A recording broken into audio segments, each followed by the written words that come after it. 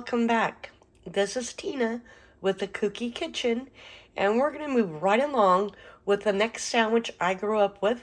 Obviously, it's tuna, and I'm going to tell you that I eat my tuna sandwiches still to this day the same way.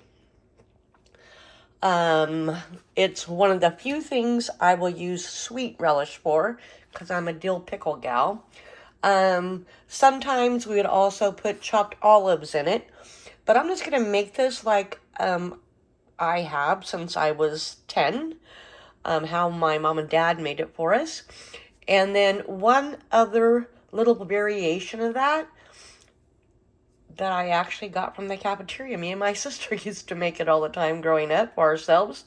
And then we're going to move on to, some different things with tuna. Still sandwiches, but we're going to try to get some different flavors in there. So really the only thing I have to do is chop this onion. So let me get to it. Alright, so I've got my pickles and my onions in here. I don't know if you can see. My lighting's not very good. I'm sorry. But I like to have a little bit of both in every bite of tuna. So I chop my onions finely. Of course, I've used relish, so I don't have to worry about that. I don't measure anything. I just know the flavor I like. So I just add it all in there. A little bit of pepper, sometimes a little bit of salt, but not usually because I find that it's too salty for me. But I love black pepper, so I'm going to add some black pepper and some mayonnaise to this. And that's it. Only one thing left to do, and that's to make my sandwich. All right. Only going to make a half. A nice thick stack of tuna on that bread, and my sandwich is ready. We're going to set up for the next one. Rounded up some new things. I got me a hamburger bun, a slice of American cheese, and my same old tuna. Can you guess? It's a tuna melt. We used to have these at school when I was a kid, and me and my sister would make them on cold and rainy days. We'd make them for ourselves at home. And it's been cold and rainy here. So that's why my first sandwich was only a half a sandwich, because I want something nice and hot. I've already got my broiler going. I'm going to put my tuna on the bun, top it with cheese. We're going to get it all melty. Don't let this go too long or you're going to burn your other bun. This is just perfect for me. I'm going to have a nice, delicious, hot tuna sandwich. Tuna melt, whatever you want to call it. All right, so like I said, this is my standard tuna recipe. I still make it today. I either have a cold tuna sandwich or I have a tuna melt. Now let's get into some additional things we can do with tuna when it comes to sandwiches. Now we're going to move on to maybe an adult flavored tuna. Not that my first one isn't for adults, but something a little bit leveled up, I guess. So I am going to use chili garlic sauce in this, some black sesame seeds, tuna, chopped onion, soy sauce, mayonnaise, and lemon. Let's get to mixing. All right, I'm starting with 1 canned drained tuna. We always get the tuna in the water, but I'm not sure it matters. Just drain it. 2 tablespoons of mayonnaise, and then I just want about a teaspoon of soy sauce, so I'm just going to use this little packet. Next, we have 2 teaspoons of our chili garlic sauce. Now I'm going to do a teaspoon of vinegar or lemon juice. I'm using lemon juice. All right, I've added a half a teaspoon of sugar and a tablespoon of finely diced red onion, because I don't have any green onion. And then it calls for a teaspoon of black sesame seeds, slightly crushed. So I'm going to use this to slightly crush them. All right, there we go. Let's give this a mix. And here we go, all mixed up. It does look better in person than it does on camera. I don't know why my food always looks like it has a weird color and stuff. Let's see if I can, I guess it depends on where the sunlight comes in. All right, so this is going to sit in the fridge for just a little while so it can kind of, you know, mix well together, marinate. And I'm going to move on to one more leveled up version of tuna. All right, let's move on to our next. I don't know, are they different flavor profiles? Maybe, I don't know. All right, so again, obviously we're using tuna, a little bit of mayo, lemon juice, Dijon mustard, capers, pepper, diced onions. Let me get to getting them mixed up. All right, well, instead of turning the camera on, I took pictures. I guess I turned it on in a way. I just took pictures. I apologize. So what we have here is a can of tuna, 1.5 tablespoons of mayonnaise, a tablespoon of Dijon mustard, a tablespoon of lemon juice, a tablespoon of capers, slightly chopped, a tablespoon of finely chopped or diced onion, and a sprinkle of black pepper. Let's see it mix. All right, let's see if we can get better lighting on that. I don't know. Of course, there's a fly. Always that one fly. Yay. All right, so that is our French bistro style tuna. I like capers. I'm hoping I like it. All right, we're going to do one more, and then we're going to assemble sandwiches and taste test. All right, our last one. Another can of tuna and 2 tablespoons of mayonnaise. Let's mix that up. All right, now let's fold in 2 tablespoons of finely diced onion and 1 teaspoon of lemon juice. All right, now let's add 2 tablespoons of diced up. I'm using sweet and spicy jalapenos. You can use jar jalapenos. You can use canned jalapenos. You can probably use any flavor jalapeno you want. Jalapeno.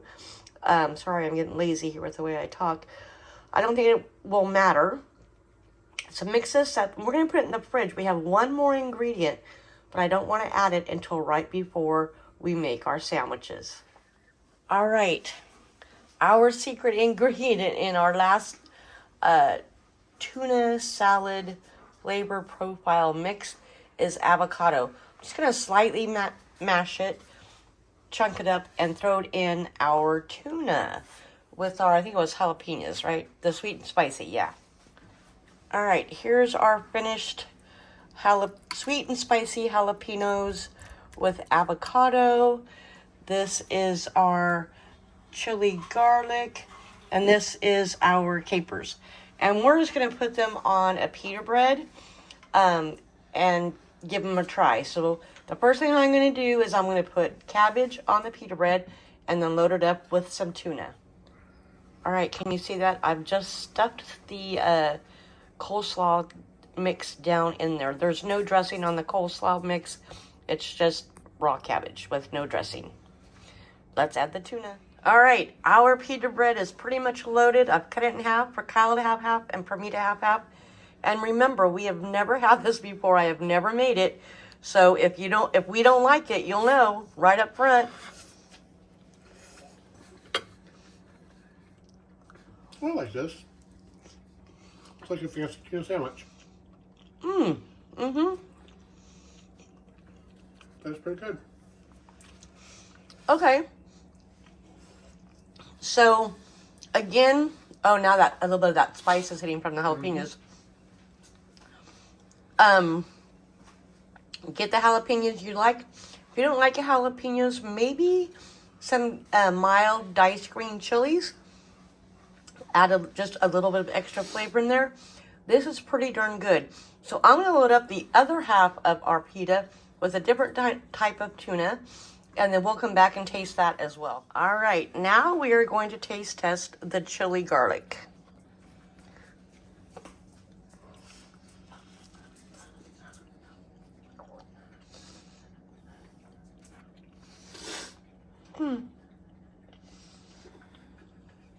Actually, I like the first one better. This is not bad.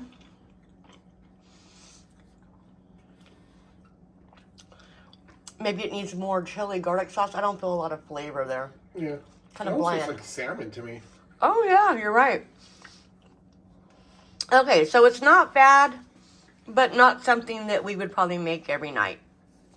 You know, where the jalapeno and avocado one, we probably would do that a lot more often than just regular. Well, we'd probably split it between our regular tuna sandwich recipe and this one. All right, our last one is the one with the capers, the what I call it, the bistro shop sandwich. Okay, let me load that up. And last up is the bistro one. It has capers in it. I don't have the recipe right in front of me, so oh, I think the back of mine fell off. I like this one too. This one's kind of refreshing. Not throwing the capers.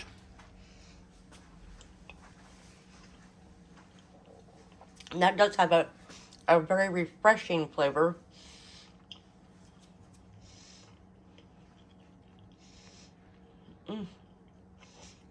That's good. I guess I should back up so you can see the sandwiches here. So a couple of things. All but one can of tuna that I used were 7 ounces. The other one was 5 ounces. The ones where you pull back the top thing to open the can without a can opener, those were all 7 ounces.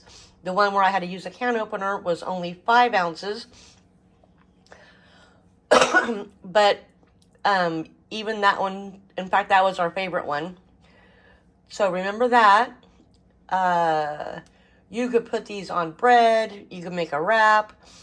You could put on pita bread. The reason why I put the cabbage down first is because I don't like my bread products to get soggy, really. So I figured that would protect it from, if there was any extra mayonnaise floating around in there, it would get on the coleslaw mix and not on my bread. Oh, so I think for me and Kyle, besides our original way we do tuna salad, we probably have 2 more recipes that we're going to throw in there and we're going to have every once in a while. The garlic chili one, we might have to work on that one. But it's kind of nice to have one that's a little bit spicy, and then another profile that is that light and crispness of the caper one. I forget what I called that one. Oh no, that is the bistro one. Sorry, because we do a lot of spicy stuff, so it's kind of nice to have something a little bit different. And that's it, folks. You have now seen my whole life tuna salad sandwich recipe, and we have tried 3 new ones. And drop in the comment below what is one of your favorite sandwiches from your childhood. Do you have another tuna salad recipe you want to share with me? Drop in the comments. I'd love to hear it. We'd love to try it. But this is it, folks. This is the end of this video, and I gotta think about another sandwich for another video to add to this series of sandwiches from my childhood into my adulthood. I hope that we've inspired you to try something new. Maybe you brought some nostalgia back into your life. Don't forget to give me a thumbs up before you leave and a subscribe. That would really help my channel out a lot, and I would really appreciate it. Thanks for spending time with us, and we'll see you next time here at the Kooky Kitchen. Bye!